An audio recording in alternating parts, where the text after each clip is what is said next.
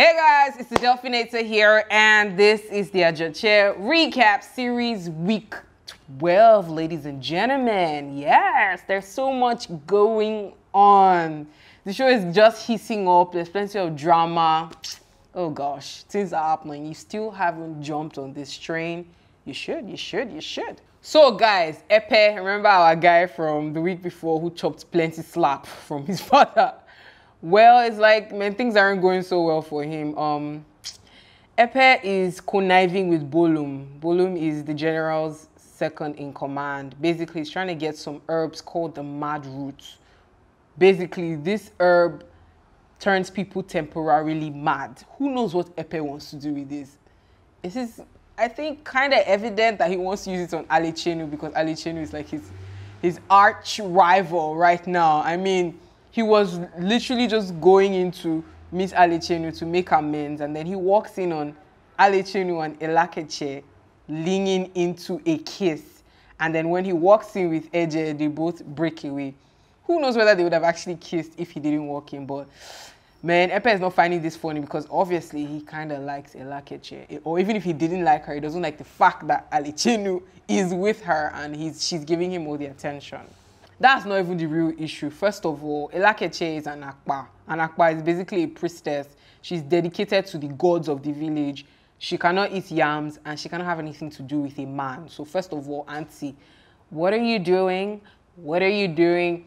You cannot be touching man. Man cannot be touching you. You are a priestess dedicated to the gods. So, but then again, we don't even know what's going to happen. So I'm kind of curious to see how it all plays out, seeing as Alechenu is special. So maybe it just might not be a taboo because I kind of feel they will end up together in the future. What's with all the hand movements still? What's going on? Now let's talk about Akajo. You know the whole drama with Akajo and Orfun being accused of sleeping together. Well, Orfun has been let off, but Akajo was still in the cage. And because Ogaya initially had, what did she call it? Shisha said that they should swear an oath, and Akajo was supposed to swear the oath. So everybody gathers round at the palace for this oath swearing ceremony. Akajo drinks the potion that he's been given by Ona, the high priest, and nothing happens. He didn't die. Hey, drama. First of all, Ogaya was not having it because she's like, this witch Orfun did something. How come Akajo did not die? Anyway, Orfun being the beguiling and devious person that she is, she just smiles. You know her bewitching smile. She smiles and kneels down before everyone and says thank you to the Queen Mother, thank you to all my queens who have been very kind to me. Yada yada yada. Ogaya is looking at her like, is this one mad? As in, check out the reverse psychology. It was too dope, man. Orfun is just she's too brilliant, man. I can't deal. Anyway, of course, Ogaya loses it. And she's like, you are a witch. You are a witch. Orfun just smiles again very coolly and says, is it because I'm carrying the king's male child? Hey!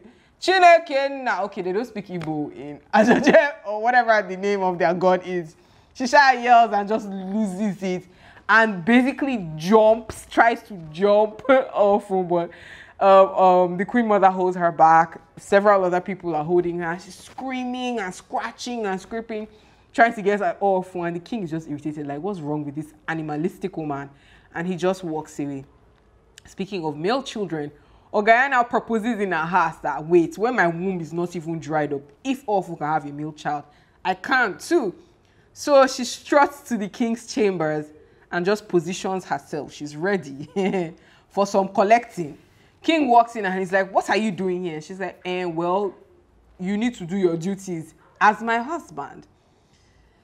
Obviously, the king is super irritated, first of all, by her outburst earlier on, and then by how she's just being disrespectful over the whole Orfun thing. The king is not having it. He basically grabs her by her neck and says, if you don't leave this place right now, we'll call the guards. And then she protests, obviously, but she leaves angry and all. Also, guys, another very eventful scene. So, you know, I said that Epe was really angry when he walked in on Alechenu and Elakeche. The mumu was really seething. Oh, he walked away and somehow wandered into the king's court. and sat on the throne. Hey! Hello, it's a taboo, guys. Pekele, pekele. Is this guy mad? He really sat down there and was lost in thought, just brooding. Next thing, the queen mother walks in and she's like, Epe, what are you doing here? At first, he didn't move. It's like he hadn't gotten himself yet. When she said it the second time, then he slowly comes to her and he's like, oh, nothing, nothing. And then he stands up. He bolts out of the seat and he's about to run away. But she grabs him by the arm and she asks again, what are you doing here? Abomination. I am going to tell the king. And he starts begging, please, don't tell, don't tell. She said it again, I am going to tell the king. And then he shoves her out of his sight and runs away, leaving her ankle hurt, which is even double trouble for him. Anyway, somebody runs to tell the king what has happened. Everybody gathers by the king's court. Epe is summoned, basically. His father is there, the general, trying to cover up for him. And the king is like, what kind of boy does this? He's really screaming, man. What's his name? The king is really yelling and screaming, man. Femi Branch really does a good job of showing anger as an emotion. Like, I felt the anger. I felt like he was talking to me. He's really screaming, like, what are you doing? Blah, blah, blah. Is this how a king, an heir should behave? If not that you are my brother's son, your head would have rolled. Huh. So, yeah. That happened, and we're really curious to see what happens this week. Want to see when Orphan gives birth to this male child that's causing a problem in the whole village. What else? Alechenu's story is becoming too slow. I want to see it unfold fast. I want to see him become first of his name, slayer of dragons and sins. What the Aleku tree said. I want to see everything play out. I really don't care about their boys. I don't know. Their story is just dead to me as far as I'm concerned. That's all, folks. Week 12, guys. On to week 13. I'm gonna see you guys in the next one. Do not forget to subscribe, hit the thumbs up button, and share this video. Until the next one, today.